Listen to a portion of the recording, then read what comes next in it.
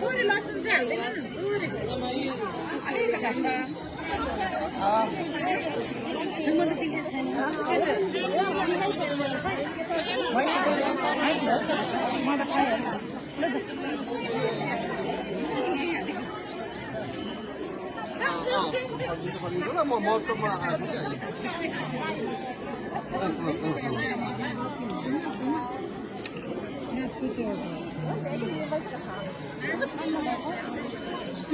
这发江山的就是那个。만나 말고?